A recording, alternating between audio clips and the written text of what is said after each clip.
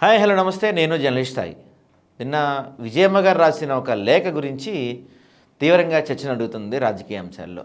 అంటే ఈ లెటర్ కేవలం జగన్మోహన్ రెడ్డి గారిని ఇబ్బంది పెడతాం కోసం రాసిన లెటర్గా కొంతమంది చెప్తున్నారు. అసలు ఆ లెటర్లో అంశాలు ఏమున్నాయి, దాంట్లో కొంత క్లారిటీ లేదు. దట్ అఫిడవిట్ లాగా రిలీజ్ చేశారు విజయమ్మ గారు. అసలు అందులో క్లారిటీ లేదు. 3 పేరాల్లో ఒకదానికి పొంతన లేకుండా లెటర్స్ రాసినట్టు కనపడుతుంది ఆ లెటర్లో ఉన్నట్టు. సో అసలు ఆ లెటర్ విజయమ్మ గారు ఎందుకు రాశారు, ఏ కారణాల రాయాల్సి వచ్చింది, దానివల్ల జగన్మోహన్ రెడ్డి గారికి ఏమైనా నష్టం జరుగుతుందా, ఇలాంటి అంశాలన్నీ కూడా మనతో మాట్లాడడానికి శిల్పారెడ్డి గారు ఉన్నారు. నమస్తే మేడం.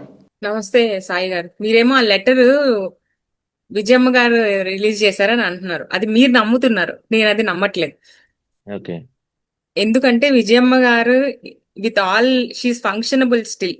ఆవిడ నడవగలరు, మాట్లాడగలరు, ఆవిడ ప్రెస్ ముందుకు వచ్చి సమాధానం చెప్పగలరు, వీడియోలు కూడా రిలీజ్ చేయగలరు. She's in full functional capacity. So okay. నేను నా నా అభిప్రాయం మాత్రం ఏంటంటే ఈ ఇది ఏదైతే వచ్చిందో అది ఆవిడ సైన్ తీసుకోనో లేకపోతే ఫోర్జరీ చేసో ప్రెస్ నోటరీతో రిలీజ్ చేయించి, that is not even meant to press. It came to okay. Social media first. So ఇది యాక్చువల్ గా యాజ్ అన్ ఆడియన్ గా నేను మిమ్మల్ని అడుగుతానండి. మీరు చెప్పండి, మీరేమనుకుంటున్నారు? ఈ లెటర్ విజయమ్మ గారే చేశారని అనుకుంటున్నారా? అంటే ఒకవేళ నమ్ముతున్నారా? విజయమ్మ గారు చేసి ఉండకపోతే ఈ పాటి కండెమ్ చేసేవాళ్ళు కదా. అది ఫేక్ లెటర్, మేము రాసింది కదా, అట్లా ఏం చెప్తుండే కదా. సో ఇది మీ నమ్మకం. నా నమ్మకం ఏంటంటే ఇది ఆవిడ చేయలేదు. Coin okay. Has two sides. చేసిందని మీరు నమ్ముతున్నారు, చేయలేదని నేను నమ్ముతున్నా. ఆవిడ ప్రెస్ ముందుకు వచ్చి ఇప్పుడు సమాధానం చెప్పాలి కదా, చేశారా చేయలేదా. Is a okay. Part of strategic planning. ఎందుకంటే మీరు ఈ గత 10 సంవత్సరాలుగా ఈ ఇష్యూస్ గురించి చూస్తే ఈ టైమింగ్ కరెక్ట్ గా ఒక ఒక ఒక రీజనల్ పార్టీకి ప్రాబ్లం వచ్చింది, బిగ్గర్ ఇష్యూ వచ్చింది అన్నప్పుడే ఎందుకు వచ్చి ఈ ఇష్యూ జరుగుతుంది.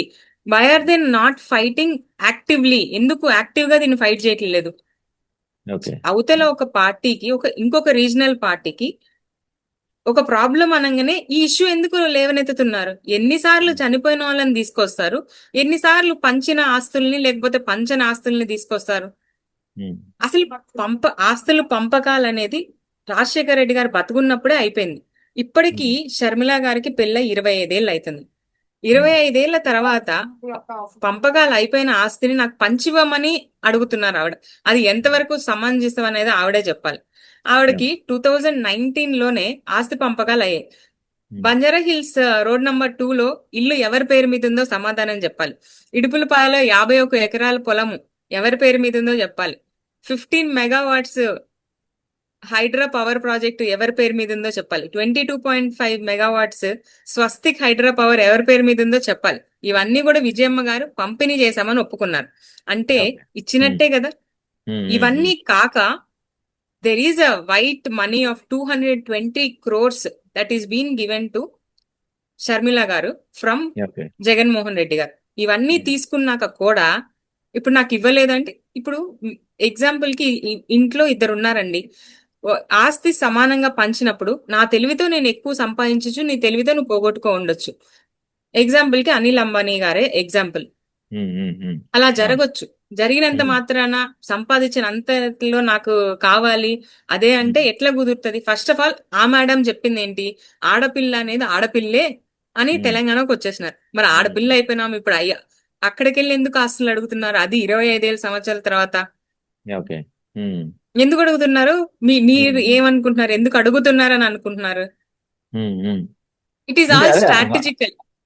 చెప్పండి, చెప్పండి, చెప్పండి, మీరు చెప్పండి. నాకు అనిపించింది వచ్చి ఇది వెరీ స్ట్రాటజిక్ మూవ్. ఎందుకంటే ది ఇప్పుడు టీడీపీ గానీ లేకపోతే కూటమి గవర్నమెంట్ స్పెసిఫిక్ గా ఈజ్ బొంబార్డెడ్ విత్ ప్రాబ్లమ్స్. వాళ్ళు మొత్తం ప్రాబ్లం లోనే ఉన్నారు. మన డ్రగ్స్ కేసు గానీ, అరవ శ్రీధర్ కేసు గానీ, అమ్మాయి నిన్న కూడా వీడియో రిలీజ్ చేసింది. ఏమైందయ్యా కమిటీ పెట్టావు, ఎట్టు ఈయన మళ్ళీ కండవ వేసుకొని తిరుగుతున్నాడు అని. వాళ్ళకి ఎటు గ్యాప్ దొరకట్లేదు. ఓకే. ఎగ్జాంపుల్ కి ఇప్పుడు నువ్వు ఏం చేసావయ్యా బాబు అంటే స్ట్రైట్ అవే మీరు ఏం చేశారు అని అడిగితే, ఇప్పుడు పవర్ లో ఉండేది మీరు అది వదిలేసి 5 సంవత్సరాల కింద ఆయన ఇట్లా చేసిన ఎవరికి కావాలి? 5 సంవత్సరాల కింద ఆయన 5 సంవత్సరాల కింద అట్లా చేసినాడే కాబట్టే కదా ఓడిపోయినాడు. మరి మీరు ఇప్పుడు మీరు ఉన్నారు కదా, మీరేం చేశారు చెప్పండి? ప్రతి దానికి ఎవ్వరు క్వశ్చన్ చేసినా వాళ్ళు ఇట్ట చేశారు, వాళ్ళు మాకెందుకయ్యా వాళ్ళు ఎట్ట చేస్తే ఇప్పుడు ఉండేది మీరేం చేశారు చెప్పండి? ఎగ్జాక్ట్ గా అదే చేస్తున్నారు ఇప్పుడు. ఓకే. ఇవన్నీ వాళ్ళకి అర్థం కానన్ని సొల్యూషన్ లేని ప్రాబ్లమ్స్ ముందరున్నప్పుడు ఇట్స్ జస్ట్ షర్మిల గారు is just phone call away. Phone చేశారు, ఓకే. ఫోన్ చెయ్యి గిఫ్ట్ పట్టు అన్నట్టు ఫోన్ చెయ్యి, మనకున్న ప్రాబ్లమ్స్ అన్ని కొట్టేసాయి. ఎందుకంటే ఇప్పుడు అందరూ కూడా ఆవిడ ఎంత పెద్ద మాటలు మాట్లాడారనేది ఆమెకు తెలియదు. అన్న లేని వాళ్ళకి ఆ వాల్యూ తెలుస్తుంది. ఒకవేళ సొంత ఆవిడ సొంత అన్న కదా, ఏమి మీ అన్నకి ఆస్తులు ఉంటే నీకేమన్నా పోతుందా? ఏమి పెద్ద మనసు నువ్వు చేసుకోవచ్చు కదా. నేను ఆడపిల్లని అంటున్నావు కదా, మరి అంత పెద్ద మనసు లేదా మీకు? ఎందుకు లేదు? ఓవరాల్ గా ఈ సినారియో మొత్తం స్ట్రాటజికల్ మూవ్. ఆవిడ్ని జస్ట్ పాములాగా వాడుతున్నారు, ఆవిడ వాడించుకోబడుతుంది. ఇప్పుడు ఇప్పుడు బానే ఉంటది, రేపు ఓడిపోయిన తర్వాత అప్పుడు తెలుస్తుంది నేను విక్టిమ్ ని, నన్ను మోసం చేసినారని. అన్నా నన్ను క్షమించని ఆవిడే ఆయన కాళ్ళ దగ్గరికి రావాల్సిన పరిస్థితులు దేవుడు కలిగిస్తాడు ఆమెకి. ఎందుకంటే she's fighting for a wrong cause. ఇంకొకటి కూడా ఏంటంటే, ఈ విషయంలో జగన్మోహన్ రెడ్డి గారు కూడా కొంచెం ముందుకొచ్చి మాట్లాడితే చాలా బాగుంటది.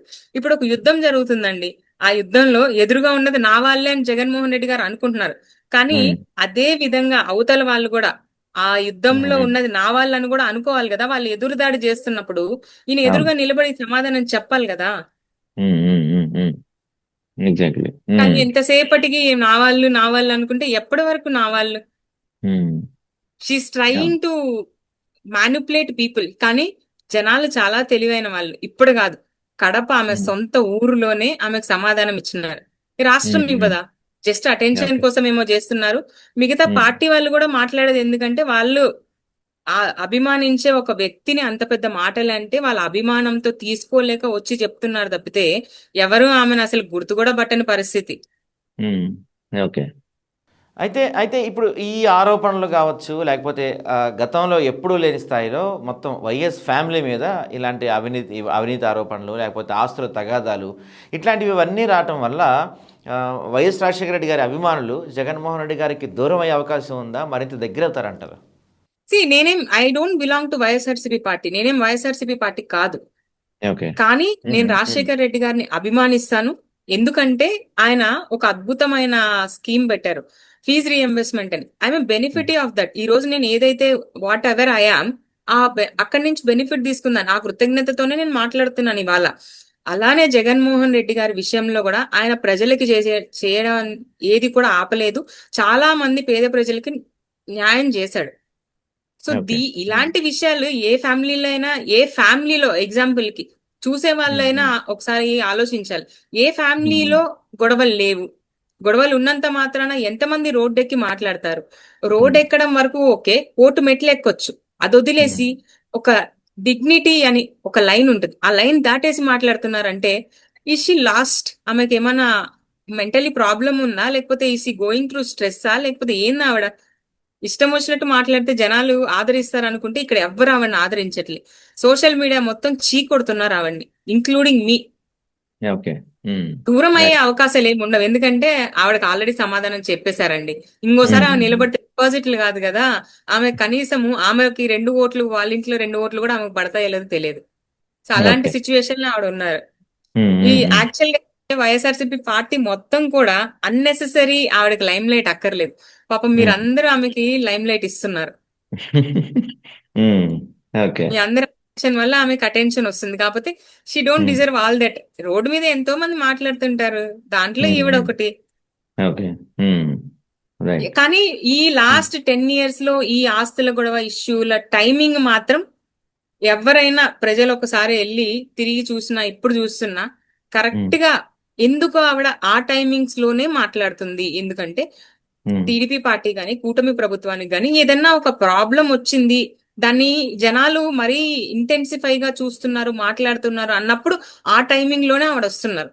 ఆవిడ ఇప్పటి నుంచైనా మార్చుకోవాలని ఒక చిన్న సజెషన్, చిన్నదాన్నో పెద్దదాన్నో, ఇప్పటి నుంచైనా కొంచెం రెగ్యులర్ గా వచ్చి మాట్లాడనమ్మా. నీకు ఒక ప్రాబ్లం ఉందంటే ప్రాబ్లం నాకు రోజు ఉంటది, సడన్ గా సంవత్సరానికి ఒకసారి ప్రాబ్లం రాదు కదా.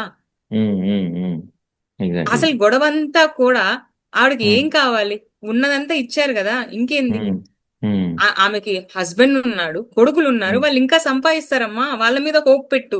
వాళ్ళ మీద నీకు అసలు హోపే లేనట్టు, వాళ్ళు చాతగాలంలో అయినట్టు ఎందుకు అనుకుంటున్నారు? మీ ఇంట్లో కూడా 3 మగాళ్ళు ఉన్నారుగా, సంపాదిస్తారు. వెయిట్ చేయండి మీ టైం కోసం.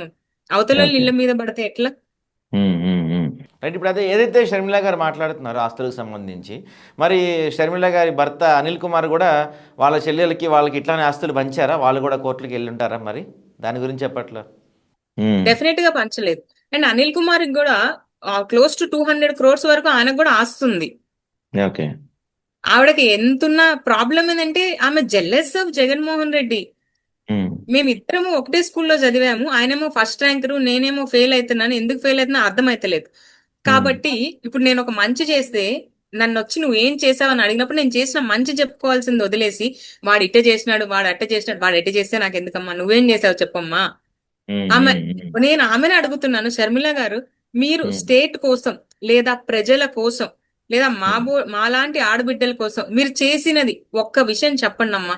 వచ్చి ఫోన్లు తీసుకొని ఆ ఏంటారు కలెక్టర్ గారు అని మైకులు పెట్టి ఇన్స్టా రీల్స్ కాకుండా అంతకు మించి మీరు ఏమన్నా ఒక ప్రాబ్లమ్ ని సాల్వ్ చేశారా? లేదంటే ఒక ప్రాబ్లం వచ్చినప్పుడు మొన్న అరవ శ్రీధర్ ఇన్సిడెంట్ లో మీరు ఆడబిడ్డకి ఏమన్నా ఆసరాగా నిలబడ్డారా? లేకపోతే చిన్న పిల్లని చంపేసినప్పుడు ఒక ప్రెస్ మీట్ పెట్టి ఆ బిడ్డ కోసం వెళ్ళి నిరాహార దీక్ష చేసినారా? చేయొచ్చు కదా. ఇవన్నీ వదిలేసి ఓవరాల్ ఈ సినారియో మొత్తం ప్రజలు కూడా దీన్ని కొంచెం పెద్దగా చూస్తే అర్థం అవ్వాల్సింది ఏంటంటే కూటమి ప్రభుత్వానికి ఒక ప్రాబ్లం వచ్చింది, ఇంకిది మునిగిపోతది, అమ్మో ఇప్పుడు ఎట్లా అనుకున్నప్పుడు ఈవిడ వచ్చి ఒక అనుచితమైన వ్యాఖ్య, అది ఏదనేది కూడా ఆమెకు కూడా ఐడియా ఉండదు. మైక్ ఉండగానే పూనకాలు వచ్చేస్తుంది. డిగ్నిటీ అనేది ఒకటి ఉంటది. అసలు డిగ్నిటీ డీసెన్సీ వదిలేసి అలాంటి పదజాలం వాడుతున్నారంటే అసలు చదువుకున్నారా, చదువును మర్చిపోయినారా? ఆవిడ కామన్ సెన్స్ చదువు మనకు నేర్పించింది చాలా ఉంటదండి, ప్రపంచం నేర్పించిన దానికంటే. ఆవిడకి మినిమం డీసెన్సీ కూడా లేకుండా అలాంటి పదజాలాలు వాడుతున్నారు. దాన్ని ఎవ్వరు సమర్థించరు. ఆవిడ ఇంకొకసారి ఎప్పుడైనా బయట తిరిగినా కూడా జనాలు తిరిగి ప్రశ్నించినా ఆమె ఆశ్చర్యపోక్కర్లేదు. ఓకే. రైట్ అండి. ఒక హత్య జరిగిందండి, ఒక హత్య జరిగింది ఇప్పుడు. చెప్పండి. ఓకే, వివేకానంద రెడ్డి గారి హత్య గురించి మాట్లాడుతున్నారు. హత్య జరిగి ఎన్ని సంవత్సరాలు అవుతుందండి? కోర్టులు ఉన్నాయి. అదంతా జరుగుతున్నప్పుడు ఒక కేసు కోర్టులో జరుగుతున్నప్పుడు దాన్ని డామేజింగ్ గా ప్రెస్ లో మాట్లాడకూడదు అన్న మినిమం కామన్ సెన్స్ లేకుండా పోయిందా వీళ్ళందరికీ? మాట్లాడవచ్చా? కంటెంప్ట్ ఆఫ్ కోర్టు కదా అది.